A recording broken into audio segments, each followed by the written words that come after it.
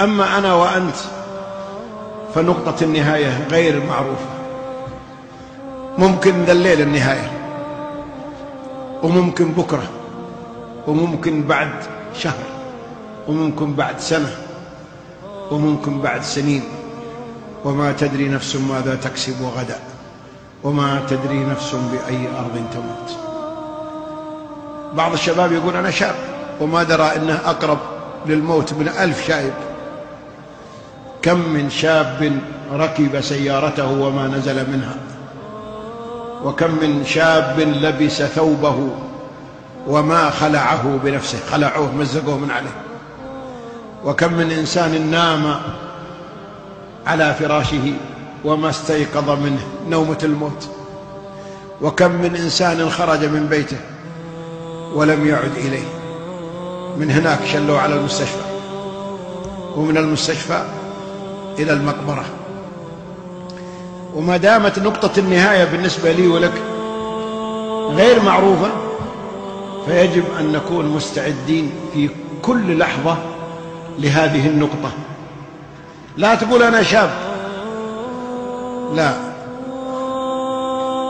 ما للمقابر لا تجيب إذا رآهن الكئيب، حفر مسقفة عليهن الجنادل والكثيب، فيهن أطفال وولدان وشبان وشيب. كم من حبيب لم تكن عيني لفرقته تطيب، غادرته في بعضهن مجندلا وهو الحبيب. كم صلينا على أموات أيها الإخوة؟ واجد. ومتى يصلى علينا؟ كم عزينا في الناس ومتى يعزى فينا؟ كم سمعنا من أخبار الأموات ومتى نكون نحن الخبر؟ أجل ما دمنا نعرف هذه الحقيقة فنحن بين خيارين.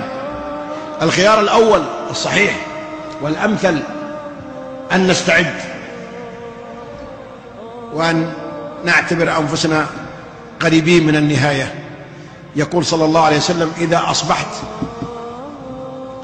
شوفوا الحديث يا أخواني هذا عجيب، إذا أصبحت فلا تنتظر المساء، لا تقول في الليل يمكن ما يجي الليل عليك. وإذا أمسيت فلا تنتظر الصباح يمكن ما تصبح. وكن في الدنيا كأنك غريب أو عابر سبيل. إذا كنت عاقل وحصيف ولبيب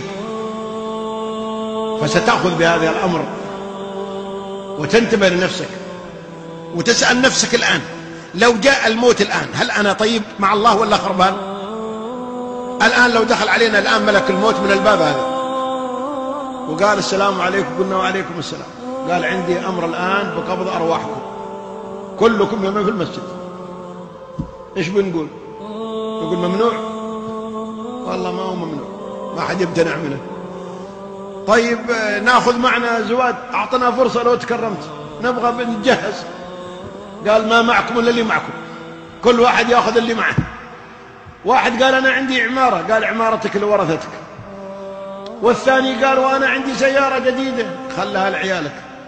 والثالث قال وأنا مدير ولا أمير ولا وزير، قال خل المدارة والأمارة لغيرك.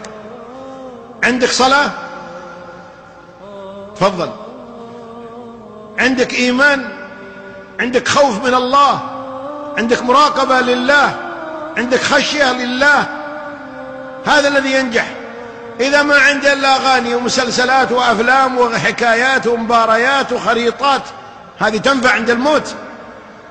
والله ما تنفعك ولا تسقيك شربة ماء. لا ينفع الإنسان في قبره إلا التقى والعمل الصالح.